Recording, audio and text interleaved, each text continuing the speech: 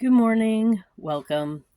It's time for another children's book story reading by a candidate. My name is Susan Maud Buchser-Lochocki, or Susan Buchser for short, and I am going to read almost the last chapter from this book, Who Was Theodore Roosevelt?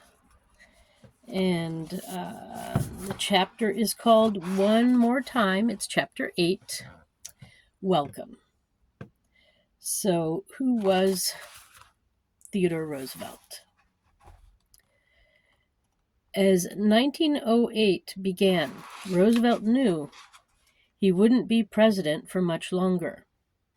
Since George Washington, no U.S. president has served more than 2 terms, and Roosevelt did not want to break that tradition. By law, he could have run again, but he said that a still small voice in his head told him it was time to step aside. Roosevelt supported William Howard Taft for the 1908 election.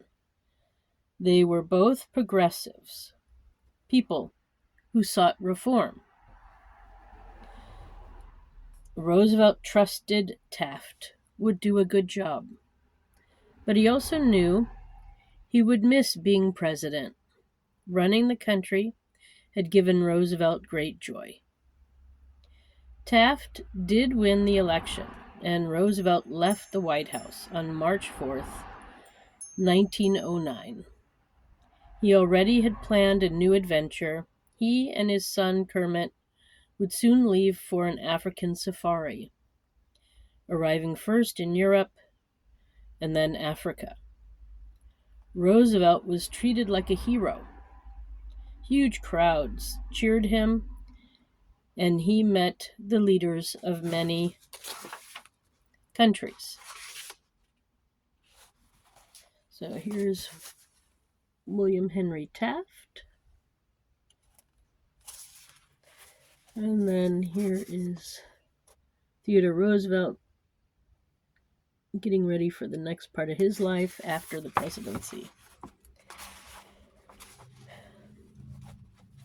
Reporters wrote about his and Kermit's travels through Africa, where they hunted lions, elephants, and rhinos.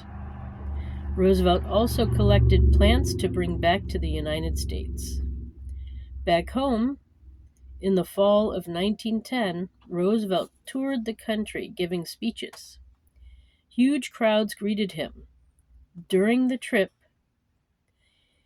he became the first U.S. president to fly in an airplane.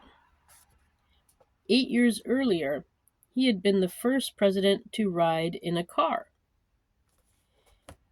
He was always up for trying something new. At an airfield in Missouri, Roosevelt climbed in beside the pilot in an open plane. As the aircraft flew low to the ground, Roosevelt waved to the people below. Afterward, he called the trip the finest experience I had ever had.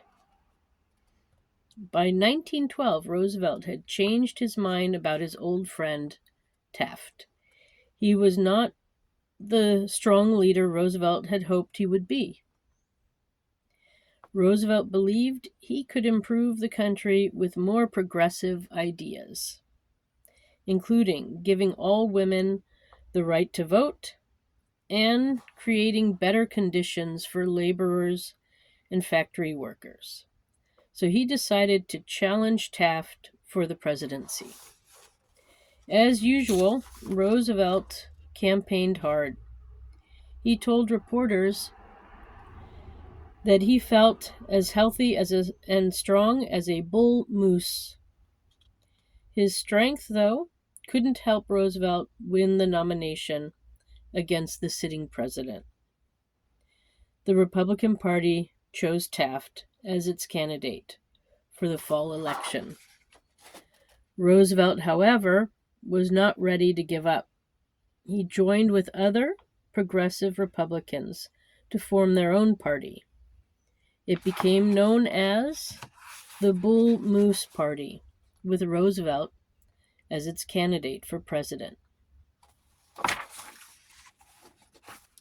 Here's a picture of him flying in that open airplane. Or not a picture, a drawing. And here's the symbol of the Bull Moose Party.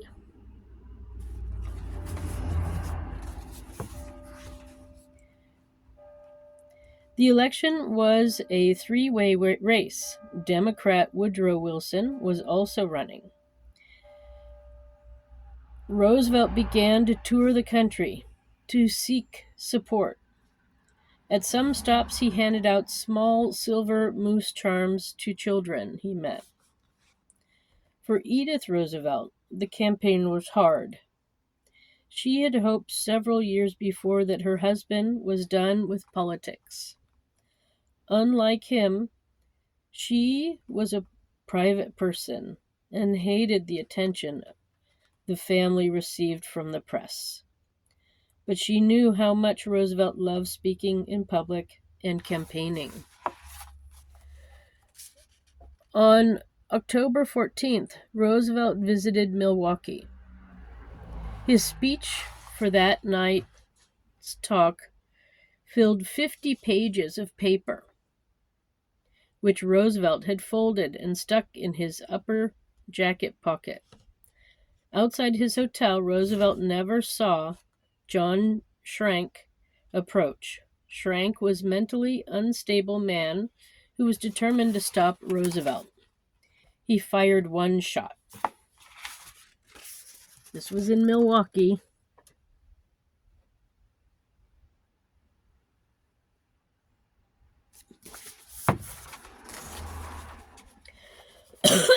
And hit his target. Roosevelt fell to the ground wounded, but he quickly rose. The bulky folded speech in his pocket, along with the case for his eyeglasses, saved his life. Although still bleeding, Roosevelt took to the stage, once again impressing Americans with his strength and courage.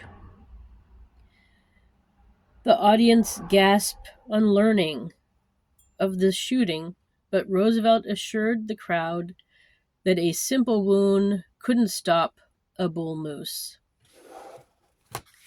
Back in New York, Edith wept when she heard about the shooting and quickly made plans to go to her husband. Roosevelt rested for several weeks and then began campaigning again. The gunshot wound had won him sympathy, but not enough votes to win the election.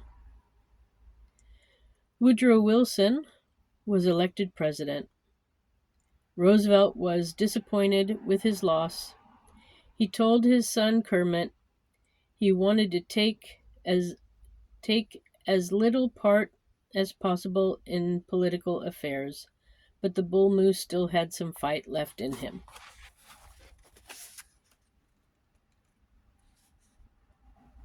Yeah. All right.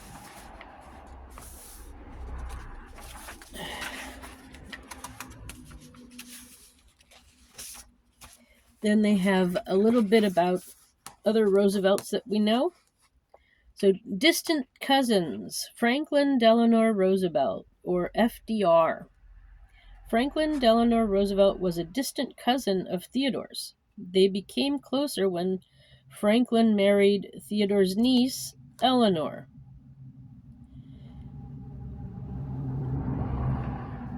FDR, as he was later called, often followed in his famous cousin's footsteps. In 1914, FDR held Roosevelt's old job as Assistant Secretary of the Navy. He went on to serve as New York's governor, and in 1932, Franklin Delano Roosevelt was elected President of the United States. Unlike Theodore, FDR was a Democrat, but like his cousin, He tried to use the power of government to help average Americans. Franklin once called Theodore the greatest man I ever knew. And then so this is FDR, or Franklin Delano Roosevelt, a distant cousin. And this was Theodore Roosevelt's niece, Eleanor Roosevelt. There we go. All right. So that is the end of today's story. Thank you for stopping by. Again, my name is Susan Maud Buchser-Lochocki, or Susan Buchser for short. And please go ahead and look me up. My website is susan4usa.com. That's Susan, the number 4, usa.com. And don't forget to write my name in when you go to vote. I am a write-in presidential candidate. And there should be a space on most states' ballots for that. So write my name in. And they're even on the computers. There should be a space too. Okay. Thank you very much. Have a good day.